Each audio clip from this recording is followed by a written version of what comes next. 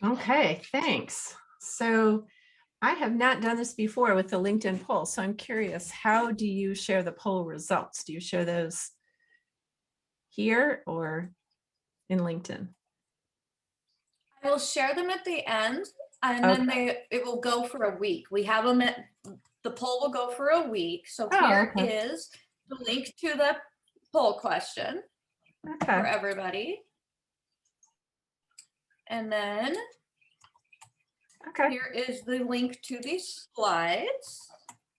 Thank you for sharing all of these. I appreciate it. Not a problem. Okay. When I clicked on the link you provided, it says this post cannot be displayed. The author has restricted who can view it. You know what I can do? I can drop the slides in the chat if you don't mind. They're not coming up. Let me see.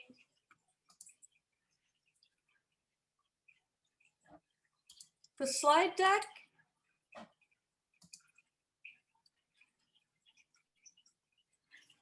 Have you clicked attend on the Oh, it may be because I didn't click attend for the LinkedIn event. All right, well, I'm not going to fuck with that. I guess it would just. I can change the visibility though really quick.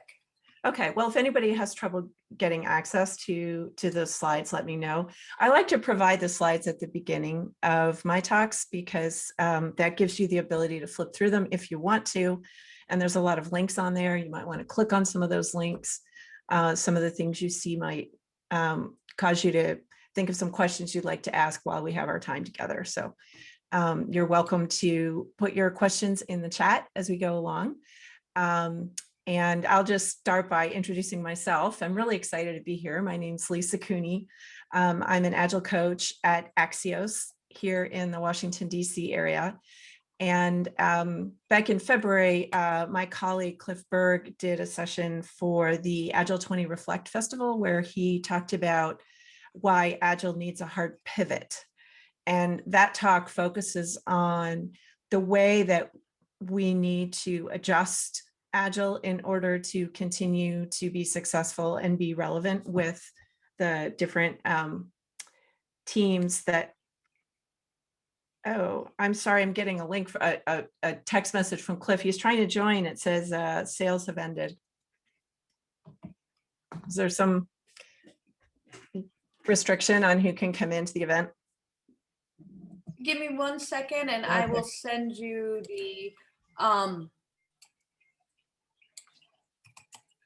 right, thanks. Sorry, that's probably the only person who I would interrupt this for is Cliff, because he might be able to answer questions if people have questions that I can't answer. All right, so I just sent you the Zoom ID that you can send him. Oh, shoot.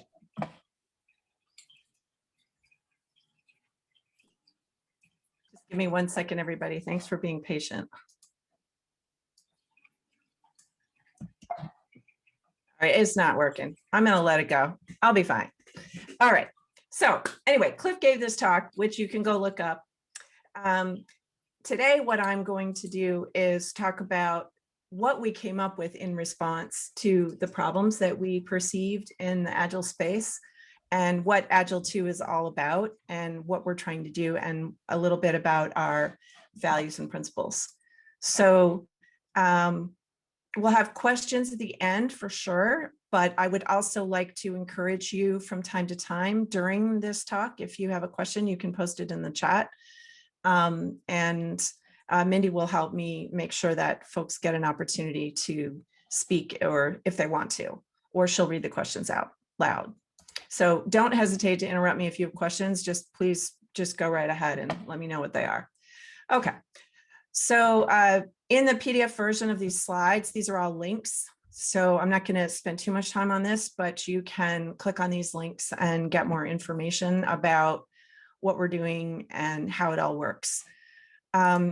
So what happened was Cliff put out a call on LinkedIn quite a while ago, more than, let's see, I think it was in January of 2020 or so, or maybe in the fall, saying, hey, everybody, let's talk about what's going on with Agile, and let's have a conversation around ways that Agile might need to evolve to be more successful and help the organizations that adopt Agile be more successful. And probably many of us here who may be Agile coaches have heard sort of the, it's a little bit sarcastic, but people will say, you know, all Agile transformations fail.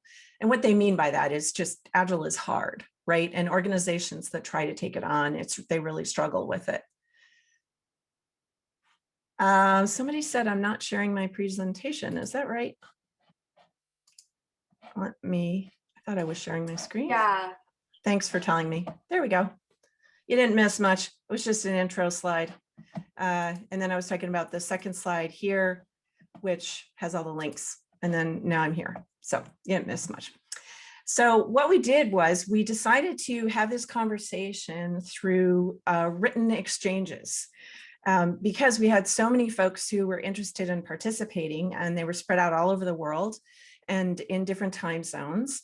Also, many of us who've been in the Agile space for a while have had the experience of getting together with other Agilists and just having lots of circular conversations and you know, sort of airing of grievances and sharing the same frustrations. And what we really wanted to do was find a way forward and sort of see our way clear with this. So what we decided to do was have these in-depth exchanges in email over time, which gave us all an opportunity to really think about things, think about it deeply, think about it overnight, sleep on it, respond back the next day.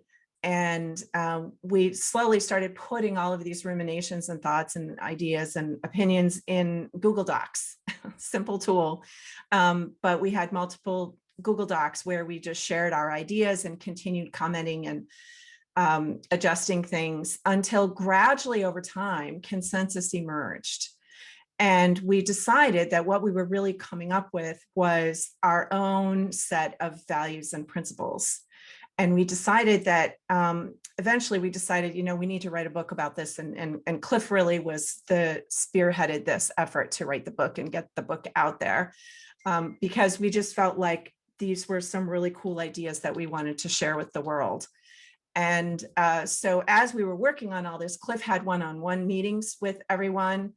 And we had a lot of revisions. So if you go to agile2.net and you look at our values and principles, you'll see that there's a lot of them. There's 6 values, and I think there's 43 principles, which I know sounds like a lot. We had a lot more, if you can believe it. But in order to capture the depth and the complexity and the nuance of all of our conversations, we felt that we needed to capture these ideas.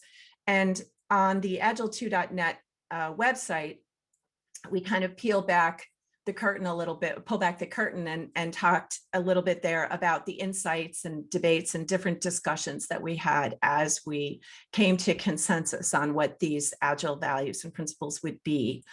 And eventually we got to a point where we all said to each other, okay, are we in alignment? Are we good?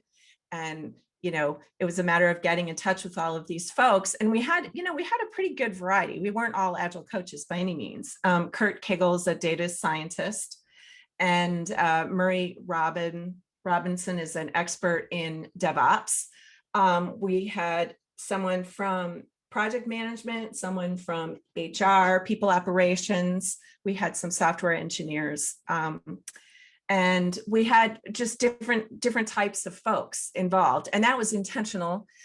We wanted a wide variety of opinions and perspectives and thoughts. These are all people who are familiar with Agile, been working with Agile for many years, but not necessarily personally themselves doing Agile coaching necessarily, but they had very strong opinions and thoughts and experiences about their Agile life. And so we wanted that variety of perspectives. And that's how we I think that's how we got to such an open and long list of principles.